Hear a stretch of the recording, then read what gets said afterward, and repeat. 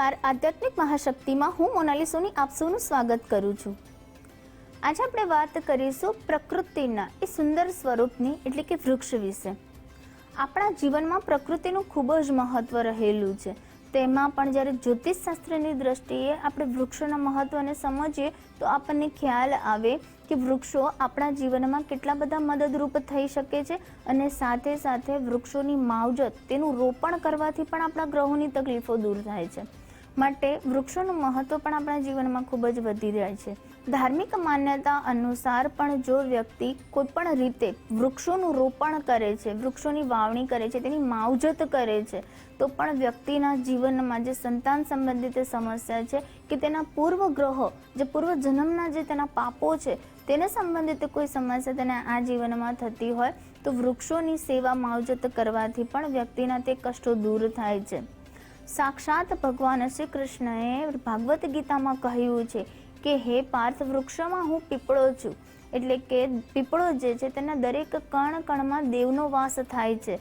ભગવાન શ્રી કૃષ્ણએ ઉલ્લેખ કરે છે કે પીપળાના વૃક્ષની પૂજા કરવાથી હું ખૂબ જ પ્રસન્ન થઉં છું, એટલે કે આપણે પીપળાનું વૃક્ષ છે તેની પૂજા કરવાથી તમામ પ્રકારના કષ્ટોને દૂર કરી શકીએ છીએ। પીપળાનું જે વૃક્ષ છે તેના છાલ, પાન, ફળ, તેના પાંદડા, તેની ડાળીઓ, તેના મૂળ દરેકમાં દેવી દેવતાઓનો વાસ રહેલો છે। માટે જ્યારે પીપળાના વૃક્ષની પૂજા કરીએ છીએ તો આપણા જીવનમાં પણ દરેક પ્રકારના કષ્ટો દૂર થાય છે, સાથે સાથે માતા લક્ષ્મી પણ પ્રસન્ન થાય છે। આપણા શાસ્ત્રોમાં પણ વર્ણન કરવામાં આવ્યું છે કે વ્યક્તિ પોતાના જીવનકાળ દરમિયાન જો વૃક્ષોનું રોપણ કરે, તેમાં પણ ખાસ કરીને તે લીમડાનું, કેળાનું, આંબલીનું, આમળાનું, આંબાનું, આસોપાલવનું અને પીપળાના વૃક્ષની જો તે માવજત કરે છે, તેનું રોપણ કરે છે તો તેના પાપોનું નાશ થાય છે અને તેને સંતાન સંબંધિત જો કોઈ સમસ્યા છે તો પણ તેના જીવનમાંથી તે દૂર થાય છે।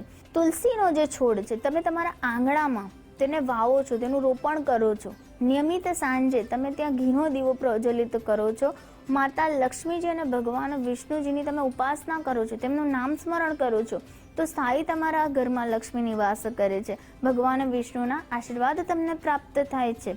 એવું પણ માન્યતા છે કે જ્યારે તુલસીનો છોડ સુકાઈ જાય છે, મતલબ કે તમારા ઘરનું કોઈક એવું કષ્ટ છે જે તુલસી માતાએ ગ્રહણ કરી લીધું છે, તે કષ્ટમાંથી તમને છુટકારો અપાવ્યો છે, માટે પણ તુલસી માતાને તમારા આંગણામાં રાખો છો તે તમારા ઘરની રક્ષા કરે છે અને તમારા ઘરમાં હંમેશા સુખ, સમૃદ્ધિ અને સફળતા, ધન સંબંધિત જે પણ તકલીફો છે તે દૂર કરીને તમને આજીવન સુખ અને સમૃદ્ધિ આપે છે। વડ અથવા તો વટ વૃક્ષ જેમાં ત્રિદેવનો વાસ રહેલો છે અને સાક્ષાત આપણા સ્વયંભૂ શિવજીનું તે પ્રતીક માનવામાં આવે છે।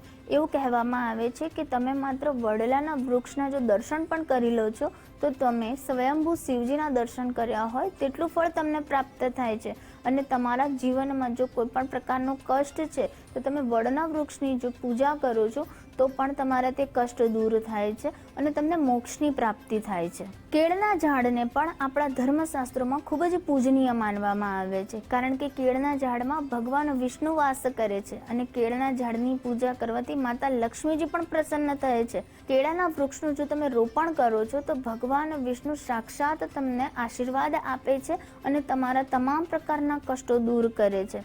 જો કોઈ પણ વ્યક્તિના લગ્ન નથી થઈ રહ્યા અથવા તો તેને દાંપત્ય જીવનમાં કોઈક ને કોઈક પ્રકારના મતભેદો અને સમસ્યાનો સામનો કરવો પડી રહ્યો હોય તો પણ તે વ્યક્તિએ ગુરુવારના દિવસે ભગવાન વિષ્ણુના મંદિર આગળ કેળાના ઝાડનું રોપણ કરવું જોઈએ, સાથે સાથે તેમાં તેમણે હળદરનું તિલક કરવું જોઈએ અને કેળાના વૃક્ષની પૂજા કરવી જોઈએ। આ રીતે જો તે નિયમિત દર ગુરુવારે કરે છે તો પણ તેના દાંપત્ય જીવનમાં મીઠાશ આવે છે, પરસ્પર બંને વચ્ચે પ્રેમ વધે છે। ભગવાન વિષ્ણુજી અને માતા લક્ષ્મીજીની કૃપા હંમેશા તે દંપતી પર બનેલી રહે છે। આગળ જ્યારે આપણે વાત કરીએ તો લીમડાનું ઝાડ જે આયુર્વેદની દ્રષ્ટિએ પણ ખૂબ જ આપણા માટે ફાયદાકારક છે અને સાથે સાથે લીમડાના વૃક્ષને વાવવું, તેની માવજત કરવી તો પણ વ્યક્તિના જે ગ્રહ સંબંધિત જે કષ્ટો છે તે દૂર થાય છે। લીમડાના વૃક્ષની જો આપણે વાત કરીએ તો માતા દુર્ગા લીમડાના વૃક્ષમાં વસે છે અને સાથે સાથે જે લીમડાનું વૃક્ષ છે તેને નિમરી દેવી તરીકે પણ ઓળખવામાં આવે છે।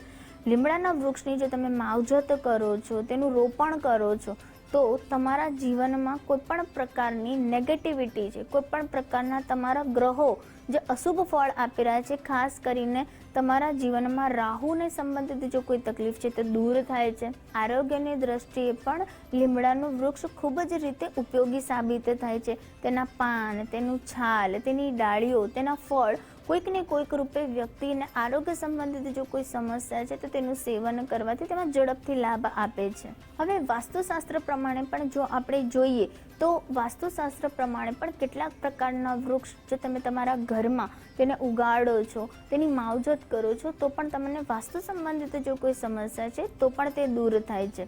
ખાસ કરીને આપણે વાત કરીએ તો જે મની પ્લાન્ટ છે, તમારા ઘરમાં તમે મની પ્લાન્ટ રાખી શકો છો. મની પ્લાન્ટ તમે ઉગાડો છો તો પણ તમારા ઘરમાં માતા લક્ષ્મીજી વિશેષ રીતે પ્રસન્ન થાય છે અને તમારી દરિદ્રતાનો નાશ થાય છે. હંમેશા મની પ્લાન્ટ જ્યારે તમે રાખો છો તે વાતનું તમારે એક ધ્યાન રાખવું જોઈએ કે તે હંમેશા ઉપરની તરફ જતી હોય, તેને સુવ્યવસ્થિત રીતે ગોઠવણ મુજબ બાંધેલી રાખવી જોઈએ અને ઉપરની તરફ ઉગતી મની વેલ હંમેશા સકારાત્મક પરિણામ આપે છે. હંમેશા વૃક્ષને તમે જ્યારે પણ તમારા ઘરના આંગણામાં જ્યારે લગાવો છો, હંમેશા તમારે તે વસ્તુનું ધ્યાન રાખવું જોઈએ કે તે ઘરના જે મુખ્ય દરવાજા છે તેમાં કોઈ પણ રીતે અવરોધ પેદા ન કરતું હોવું જોઈએ અને કોઈ પણ રીતે ઘરની મધ્યમાં, વચ્ચેમાં કે તમારા ઘરમાં જ્યારે તમે અંદર પ્રવેશો છો ત્યારે તે કોઈ પણ રૂપે વચ્ચે ન હોવું જોઈએ, તો પણ તે કોઈકને કોઈક વેદ ઉત્પન્ન કરતું હોય છે. તે બાબતનું પણ તમારે ખ્યાલ રાખવો જોઈએ. આગળ જ્યારે વાત કરીએ તો કેટલાક પ્રકારના જે છોડ છે તેને તમે તમારા ઘરની બહારની સાઈડ તમારે તેનું વાવેતર કરવું જોઈએ. ખાસ કરીને જેમ કે એલોવેરાનું ઝાડ છે, સાથે સાથે તમારે સમીનું જે ઝાડ છે તેને તમે તમારા ઘરની બહારની સાઈડ ઉગાડવું જોઈએ, કારણ કે જે સમીનું ઝાડ છે તેને શનિદેવનું પ્રતીક માનવામાં આવે છે અને નિયમિત સમીના જે છોડ છે ત્યાં આગળ રાતના દિવસે તમે નિયમિત દીવો કરો છો તો શનિ સંબંધિત તકલીફો પણ તમારી દૂર થાય છે. સાથે સાથે તમે તમારા ગાર્ડનિંગ એરિયામાં અથવા તમારી બાલ્કનીમાં તમે આંબળાનું વૃક્ષ પણ વાવો છો તો પણ માતા લક્ષ્મી જે આંબળાના વૃક્ષમાં બિરાજમાન હોય છે અને આંબળાનું વૃક્ષ જે છે તે તમારા ઘરમાં પણ સકારાત્મકતા ફેલાવશે.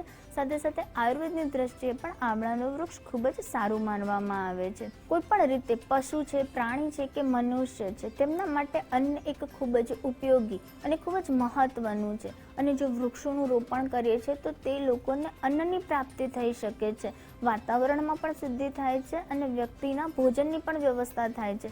માટે જો વૃક્ષ આપણે નિયમિત રૂપે વાવતા રહીએ છીએ તો પણ આપણા દરેકે દરેક પ્રકારના કષ્ટો તો દૂર થાય જ છે, પરંતુ સાથે સાથે આપણને પુણ્યની પ્રાપ્તિ થાય છે. માટે નિયમિત રૂપે આપણે કેવો સંકલ્પ બનાવવો જોઈએ કે આપણે વૃક્ષોનું વાવેતર કરવું જોઈએ, તેનું રોપણ કરવું જોઈએ. આમ કરવાથી આપણે પણ આવવાવાળી જે પેઢી છે તેમના માટે ખૂબ જ લાભ પ્રદાન કરી રહ્યા છે.